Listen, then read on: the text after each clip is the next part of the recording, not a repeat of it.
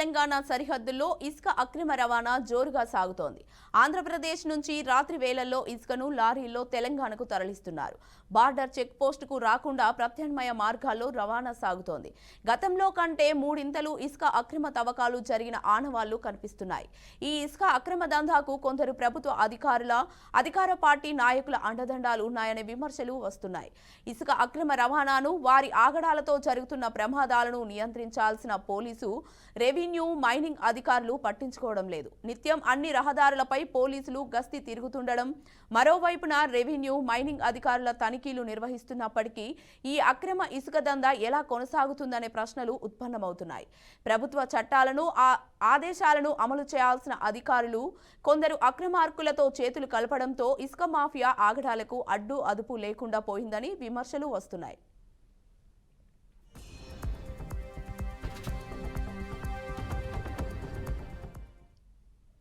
Andhra to Sathupalli పరిధిలోకి ఇసుక అక్రమ రవాణాకు అడ్డుకట్టడం లేదు.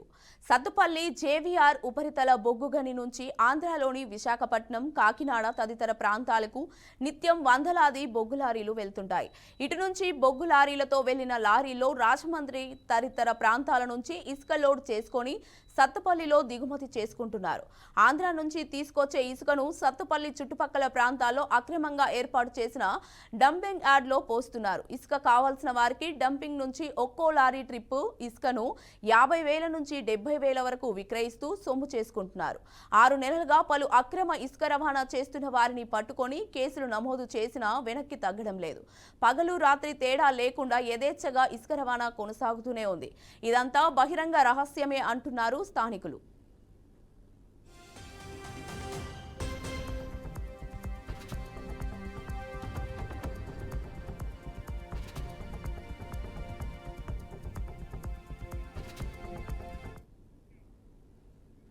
ఇదే అంశానికి సంబంధించి మరింత సమాచారాన్ని మా ప్రతినిధి వెంకట్ అందిస్తారు. వెంకట్.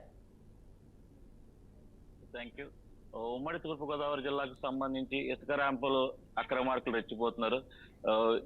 జిల్లాలోని ఇసుకను ఇతర రాష్ట్రాలకు కూడా తరలించిన పరిస్థితి అయితే ఉంది.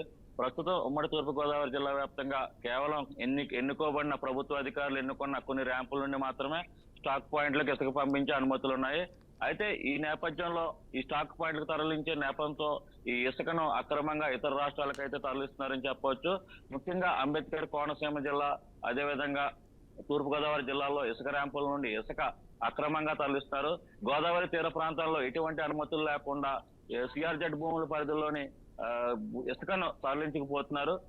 అటు విధంగా సి గన్నవరం నియోజకవర్గంలోని వైవీపాలెం, అదేవిధంగా మాన్సాస్ ట్రస్ట్ భూముల నుండి ఇసుక చాలా అక్రమంగా తరలిస్తున్నారని పెద్ద ఎత్తున ఫిర్యాదులు వస్తున్నాయి. ఈ నేపథ్యంలో మైనింగ్ అధికారులు తూతూ మంత్రంగా చర్యలు చేపడుతున్నారు. అక్కడ ఉన్నటువంటి 100 లారీలని పై కేసు నమోదు చేసి తరలించాల్సిన పరిస్థితి అయితే ఉంది. అయితే వీటి ఎవరిని కూడా పట్టించుకోకుండా కేవలం ఒక 2 లారీలు, ఒక జేసీబీ లాంటివి సీజ్ చేయటం, అనంతరం వాళ్ళకి పెనాల్టీ వేయటం, అనంతరం వాళ్ళు వదిలివేయడం జరుగుతుంది. అయితే ఈ పూర్తి స్థాయిలో మైనింగ్ అధికారుల పర్యవేక్షణ ఉండవలసిన ఇసుక ర్యాంపులు మాత్రం వారు పర్మిషన్ లేకుండా ఏ విధంగా తరలిస్తున్నారని కూడా అడుగుతున్న పరిస్థితి అయితే ఉంది. కొన్ని చోట్ల అయితే మైనింగ్ అధికారులు వారే పర్మిషన్ ఇస్తున్నారు, అదేవిధంగా వారే సీజ్ చేస్తున్నారు. అంటే ఇసుక అక్రమాలకి అదేవిధంగా మైనింగ్ అధికారులకి మధ్య సయోధ్యం ఉన్న నేపథ్యంలోనే ఈ విధమైన అక్రమ ఇసుక తరలింపులు అయితే జరుగుతున్నాయని ఇక్కడ చర్చనీయాంశంగా మారింది. అదేవిధంగా లంక మట్టిని ఇటుక బట్టీలకి అయి తరలించుకుపోతున్నారు. ఏవైతే భూములు ఉన్నాయో, లంక భూములు, మంచి పంటలు పండే భూములను రైతులకు డబ్బులు ఎరచూపి ఈ విధంగా అర్ధరాత్రి వేళల్లో మట్టిని అదేవిధంగా ఇసుక తరలించుకుపోతున్నారు. మానసాసులు అయితే ప్రతిరోజు వేల లారీలు అయితే ఇసుకను అక్రమంగా తరలిస్తున్నారు. దీనిపై స్థానిక మైనింగ్ అధికారులు అయితే తూతు మంత్రంగా వెళ్లి ఒక 2 లారీలు సీజ్ చేసి అనంతరం వాళ్ళతో ఫైన్ కట్టించి తర్వాత విడిచిపెట్టడం జరుగుతుంది. వారు సరా మామూలే మళ్ళీ ఈ ఇసుక ర్యాంపులు ఎటువంటి ఆటంకం లేకుండా వారు కొనసాగిస్తున్నారు. అయితే అధికారులు నిఘా కొరవడుతుందా, లేకపోతే పోలీసులు నిఘా కొరవడుతుందా, లేదా రాజకీయ నాయకుల అండదండలతో ఇసుక ర్యాంపులు కొనసాగుతున్నాయనేది అయితే ఇక్కడ చర్చనీయాంశంగా అయితే ఉందని ప్రస్తుతం.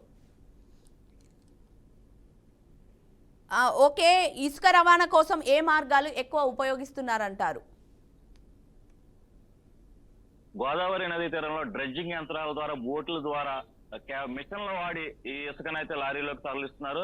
కేవలం లారీల ద్వారా ఈ అంతర్ జిల్లాలకి అదే విధంగా ఇతర రాష్ట్రాలకు కూడా తరలిస్తారు. రాత్రి వేళల్లో అయితే వారికి అనుకూలంగా ఉంటుంది, ఎటువంటి నిఘా ఉండదు కాబట్టి ఎవరు కూడా పోలీసులు కానీ అదేవిధంగా అధికారులు కానీ తనిఖీ చేసే అవకాశం లేని నేపథ్యంలో అర్ధరాత్రి వేళల్లో ఇసుక ర్యాంపులను అయితే ఎక్కువ ఇసుక తరలించుకుపోతున్నారు.